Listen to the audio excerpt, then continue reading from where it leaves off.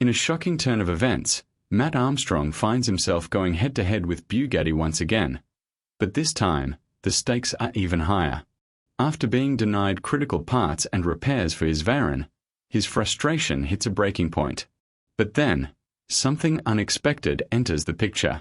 A new law from the European Union is on the horizon, one that could completely change the rules for car owners everywhere. The question is, could this finally break Bugatti's grip on control? It all starts with what should have been a dream moment. After months of waiting, Matt finally rolls his Bugatti Veyron into the garage. This is the car. The icon. The masterpiece. But almost immediately, something feels off. Small details begin to stand out.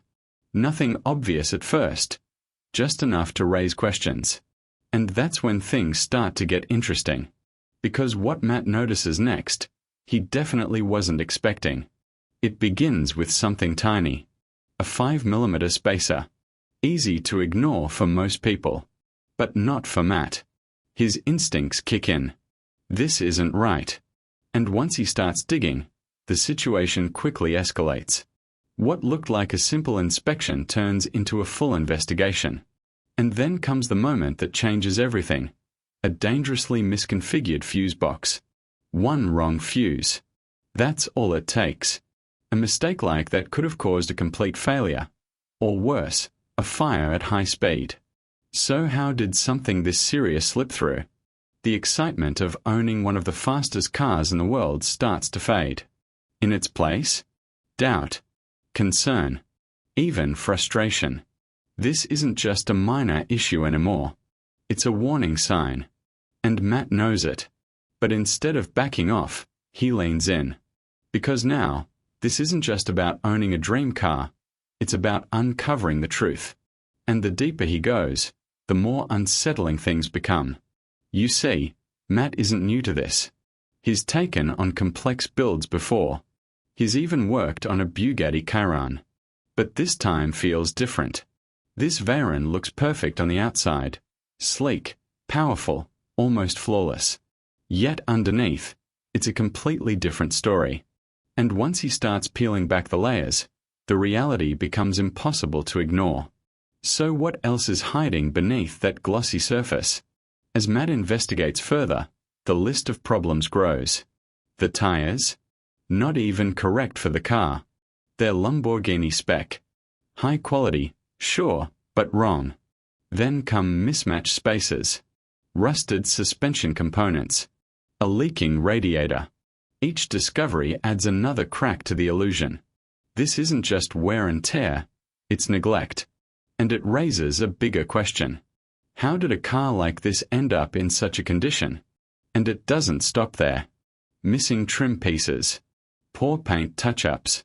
Signs that this car has been patched together over time. What once looked like perfection now feels like a cover-up. The more Matt uncovers, the clearer it becomes. This Veyron has a story. And it's not a good one. But here's the real mystery. Who's responsible? Despite everything, Matt presses on. He replaces the faulty fuse. A quick fix. Temporary relief. But the root problem? Still there. And that's what keeps him up at night. Because if something this dangerous was overlooked, what else might still be hidden? That question lingers. And it changes everything moving forward.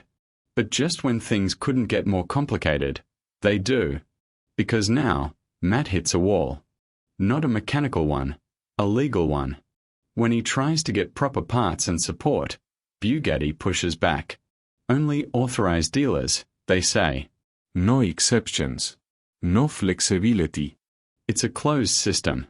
And suddenly, Matt realizes he doesn't fully control his own car. But how is that even possible?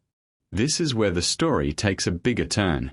Because what Matt is facing isn't just his problem. It's something many car owners deal with. Manufacturers controlling parts. Limiting access. Forcing customers into expensive systems. And for years, there's been no real way around it. Until now. Because on the horizon, there's something that could change everything. It's called the right to repair. A new directive from the European Union designed to give power back to consumers. It means access to parts, repair manuals, freedom to fix your own property. Sounds simple, but the impact could be massive. So what happens if this law actually takes effect? Under this new rule, manufacturers would be required to open things up. No more locking parts behind restrictions.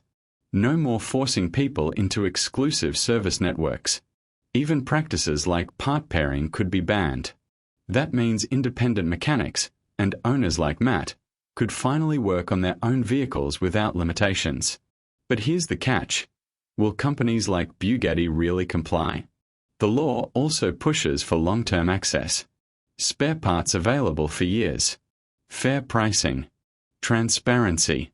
It's not just about convenience, it's about shifting power. And for someone like Matt, this could be a game changer. Because right now, he's stuck. But with this law, everything could open up. And that raises one big question. Could this be the beginning of the end for manufacturer control? As the clock ticks toward 2026, the tension builds. Matt's journey is no longer just about fixing a car. It's about challenging a system that's been in place for years.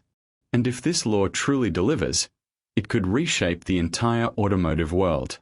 So now, the story stands at a crossroads. On one side, a frustrated owner fighting for control. On the other, a powerful brand protecting its system. And in the middle, a law that could tip the balance. But will it? Or will companies find a way to keep control? That's the question nobody can answer just yet.